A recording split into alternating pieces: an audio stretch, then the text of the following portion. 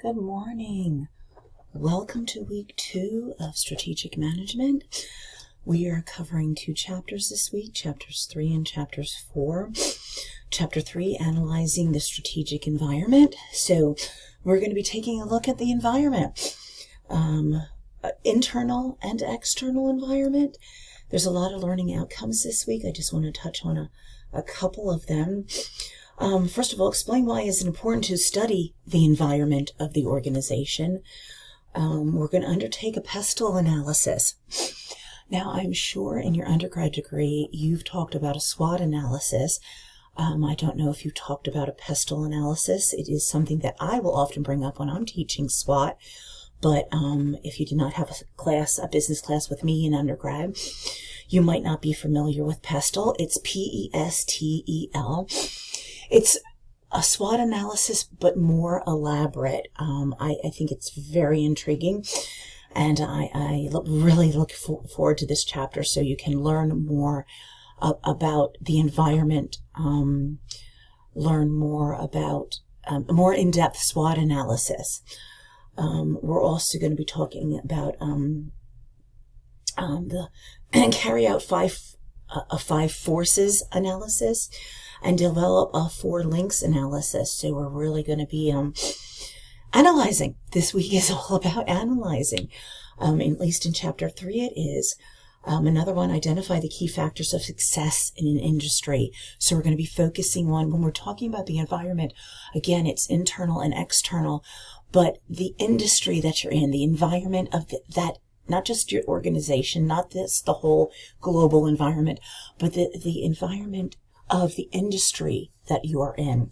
So very, very fascinating chapter. A lot going on. When you get to page 75, 9 basic stages of an environmental analysis. I'm going to really walk you through it. I do like this book. It's a very in-depth book, but it really gives you a lot. I guess that's why it's so in-depth. It's a lengthy book, as I'm sure you've seen. But it really walks you through the steps. So it's not just vague. You have that depth that you really, really need. And that's one of the reasons I really appreciate this book. So chapter 3 is going to be, again, a lot of analysis. Can't wait for us to talk pestle. I'll give you some additional information. Check your, if you always look here on Blackboard, you have your overview, your objectives. But when you go into your course resources, you have your PowerPoints. I'm going to be adding more. Give myself a note right here because I want to definitely add that pestle information for you. Again, please utilize these resources. There'll be more than what you see right here. I'm still working on the week. Again, really, really great book. You're going to be talking about an example of market positioning, different things like that, market segmentation. It's a very fascinating chapter. Again, I'm still in chapter 3.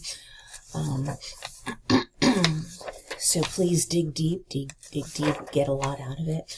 Then chapter 4, more analyzing resources and capabilities. A great segue after we've done a pestle, because again, pestle is your SWOT, but elaborated. So now we're going to analyze our resources and our capabilities. Identify the main resources and capabilities of an organization. And we've done that. We've talked SWOT, we've talked pestle. We're building on that. Analyze both the value chain and the value system. So we're going to be talking about your supply chains and how, again, value added, how our supply chains do add so much value to us and how integral they are and how our supply chain can and should add that value.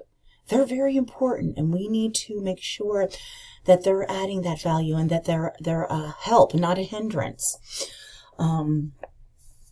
We're also not just going to be looking at them. Identify and explain the 7 main concepts of a sustainable competitive advantage. I'm sure you've talked competitive advantage before, and this is going to get, again, digging deep into that. and explore some other important resources in the organization, especially its organizational culture. Our culture is so important, and that is one of our resources and one of our capabilities we can build on, and that can be a competitive advantage. Our culture, our human element can so much be our competitive advantage, whether it be the customer service aspect of the human advantage, or it be the knowledge that somebody is bringing, that knowledge that somebody has to share within the organization. So it can be an external competitive advantage, how the customer service, how they handle the consumer, or internal, what they can give to the organization.